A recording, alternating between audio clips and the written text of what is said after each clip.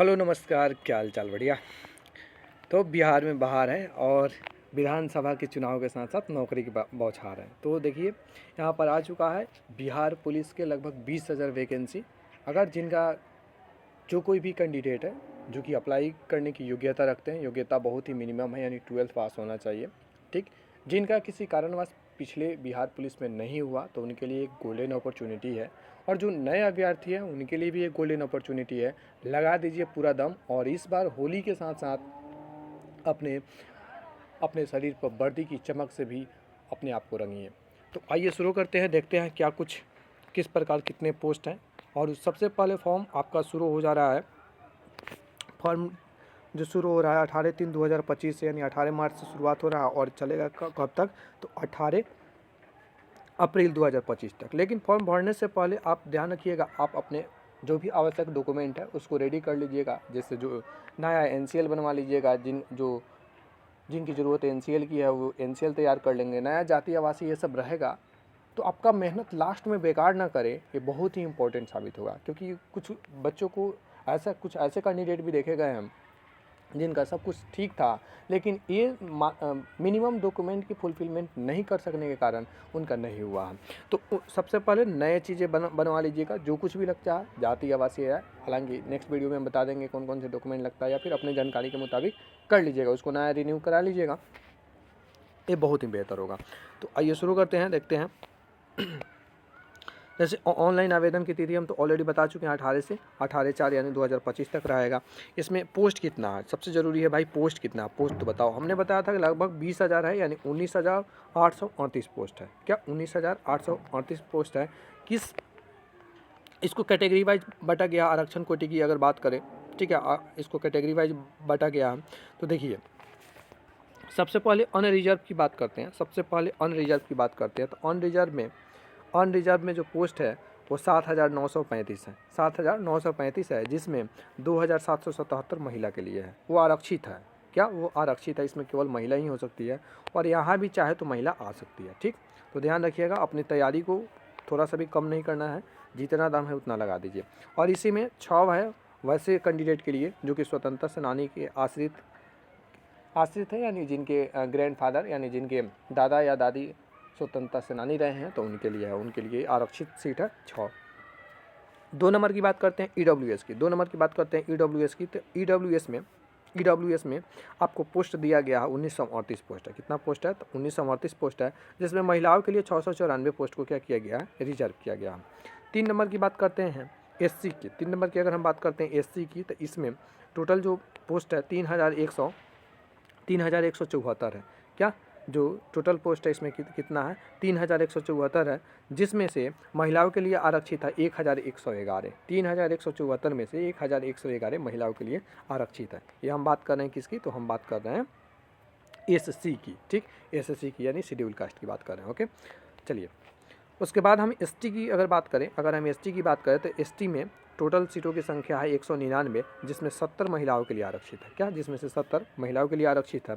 उसके बाद अगर हम बात करते हैं ईबीसी की, तो ईबीसी में टोटल सीटों की संख्या है 3571, जिसमें महिलाओं के लिए 1250 आरक्षित है। ठीक, इसमें यानी आरक्षित करने का मतलब है कि केवल महिला ही इसमें आ सकती है। ठीक, नेक्स्ट है बीसी के लिए। तो बीसी में है 2,381 पोस्ट, जिसमें से 815 जो पोस्ट है वो महिलाओं के लिए आरक्षित है। लास्ट में हम बात करते हैं बीसीडब्ल्यू की, यानी पिछड़े वर्गों की महिलाओं के लिए। ठीक है, पिछड़े वर्गों की महिलाओं के लिए बात करते हैं, तो ये महिलाओं के लिए, पिछड़े वर्ग की महिलाओं के लिए टोटल सीट है 595, और चूँकि महिलाओं के लिए हैं तो इसमें आरक्षण की क्या बात है, ये ऑलरेडी महिलाओं के लिए हैं। इस तरीके से अगर हम टोटल नंबर को अगर हम ऐड करते हैं, टोटल संख्या अगर ऐड करते हैं, तो हमारा हो जाता है 19,838, यानी लगभग 20,000 पोस्ट है। और दोस्तों 20,000 पोस्ट कम नहीं होता है, आपको एक ही चाहिए ना, तो आप लग जाइए, पूरी सिलेबस देखिए, उसके अकॉर्डिंग पढ़िए, अपना बेस्ट कीजिए। आगे आते हैं कि आखिर इसका क्या कुछ पैमाना है। तो ये आपके सिपाही पद के लिए आवेदन की पात्रता क्या चाहिए, यानी योग्यता क्या चाहिए। ठीक, तो ये देखिए शारीरिक कुछ मापदंड होते हैं। ठीक है, शारीरिक मापदंड पर अगर हम ध्यान देते हैं, तो आइए इसको भी देख लेते हैं। देखिए, जो गैर आरक्षित है या फिर पिछड़ा वर्ग के हैं, गैर आरक्षित पिछड़ा वर्ग के पुरुष अभ्यर्थियों के लिए, ये केवल पुरुष की बात किया जा रहा है, तो उनकी जो ऊंचाई होना चाहिए यानी हाइट होना चाहिए 165 सेंटीमीटर होना चाहिए। ठीक। सीना की बात करें तो न्यूनतम सीना 81 सेंटीमीटर होना चाहिए और फुलाकर 86 सेंटीमीटर होना चाहिए। ठीक। सेकेंड नंबर की अगर हम बात करते हैं, सेकेंड नंबर की अत्यंत पिछड़ा वर्ग के पुरुष अभ्यर्थियों के लिए, क्या अत्यंत पिछड़ा वर्ग के पुरुष अभ्यर्थियों के लिए, जो अत्यंत पिछड़ा वर्ग के पुरुष अभ्यर्थी है तो उनके लिए थोड़ा सा हाइट में कटौती किया गया है, यानी 160 सेंटीमीटर होना चाहिए। ठीक। छाती में कोई कमी नहीं होना चाहिए, छाती एकदम उतना ही होना चाहिए जितना ज़रूरी है। ठीक। जैसे जिस प्रकार छाती में बाती की संख्या कम नहीं होती है, ठीक उसी प्रकार यहाँ भी कम नहीं रखा गया। नेक्स्ट है अनुसूचित जाति और अनुसूचित जनजातियों के पुरुष के लिए। बात करते हैं अनुसूचित जाति SC और ST के पुरुष के लिए, बताओ भाई। तो इनके लिए भी उतना ही हाइट रखा गया है, 160 सेंटीमीटर तो होना चाहिए, लेकिन सीना थोड़ा बहुत कम भी होगा तो चलेगा। इनका 2 सेंटीमीटर अगर कम सीना होता है तो भी चलेगा, यानी 79 सेंटीमीटर बिना फुलाए और 84 सेंटीमीटर फुलाकर। ओके। नेक्स्ट अगर हम बात करते हैं महिलाओं के लिए, सभी प्रकार की महिलाओं के लिए, तो उनका जो हाइट होना चाहिए कम से कम 155 सेंटीमीटर तो होना ही चाहिए। फॉर्म भरने से पहले थोड़ा सा अपना हाइट मेजर कर लीजिएगा और उसके बाद भरिएगा तो ज़्यादा बेहतर आएगा। ठीक। उसके बाद इसमें सीना की कोई बात नहीं है। ठीक। इसमें और लास्ट में अगर हम बात करते हैं, सभी वर्ग की महिलाओं अभ्यर्थी के लिए न्यूनतम वजन 48 kg होना चाहिए। जितने भी महिलाएं हैं उनका कम से कम न्यूनतम वजन कितना होना चाहिए, 48 kg तो होना ही चाहिए। ठीक।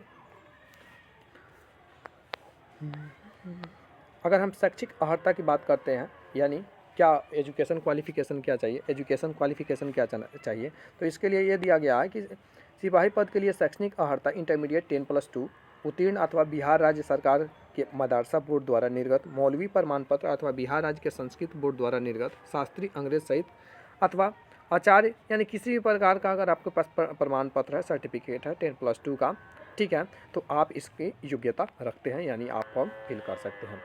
उम्र सीमा की बात करें तो उम्र सीमा इसकी रखा गया है, गैर आरक्षित कोटि के लिए न्यूनतम उम्र है 18 वर्ष से लेकर 25 वर्ष तक।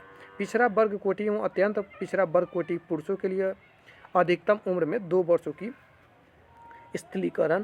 शिथिलीकरण यानी न्यूनतम उम्र 18 वर्ष और अधिकतम उम्र 27 वर्ष, यानी जो भी पिछड़ा वर्ग कोटि एवं अत्यंत पिछड़ा वर्ग के पुरुष हैं उनके लिए 2 साल की छूट दिया गया है, यानी 27 वर्ष भी होगा तो चलेगा, वो भी फॉर्म की भरने की योग्यता रखते हैं। तीसरा पॉइंट है पिछड़ा वर्ग एवं अत्यंत पिछड़ा वर्ग कोटि की महिलाओं के लिए अधिकतम उम्र सीमा में 3 वर्ष ज़्यादा भी होगा तो चलेगा, यानी 18 से 28 वर्ष महिला के लिए है। ठीक। पिछड़ा वर्ग और अत्यंत पिछड़ा वर्ग की अगर कोई महिला है और उनका उम्र 18 से लेकर 28 के बीच में है तो वो इस फॉर्म को भरने की योग्यता रखती हैं। ठीक। नेक्स्ट बात करते हैं अनुसूचित जाति एवं अनुसूचित जनजाति कोटि के पुरुष एवं महिलाओं के लिए तथा ट्रांसजेंडर की भी इसमें शामिल किया गया। तो अधिकतम उम्र सीमा में 5 वर्षों का शिथिलीकरण, यानी 18 वर्ष से लेकर 30 वर्ष तक की ये अगर इनके बीच में या फिर इतना अगर एज है तो ये भरने की योग्यता रखते हैं। ठीक। अनुसूचित जातियों अनुसूचित जनजाति कोटि के पुरुष एवं महिलाओं की बात कर रहे हैं, यानी SC और ST की बात कर रहे हैं। ठीक।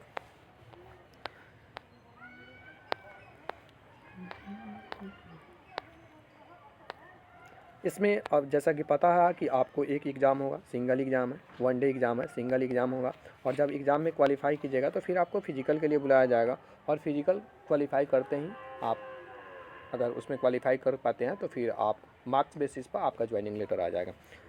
मिलते हैं नेक्स्ट स्ट्रेटेजी के साथ, क्या कुछ स्ट्रेटेजी होना चाहिए आपको इस एग्ज़ाम को फोड़ने के लिए, अगले वीडियो में हम मिलेंगे। अगर आपको इस वीडियो से संबंधित, इस पोस्ट से संबंधित कोई भी अगर डाउट है तो आप कमेंट कर सकते हैं। Thanks for watching this video. मिलते हैं नेक्स्ट वीडियो में, तब तक पढ़ते रहिए, बढ़ते रहिए, अपना और अपनों का ख्याल रखिए। Happy Holi to all of you.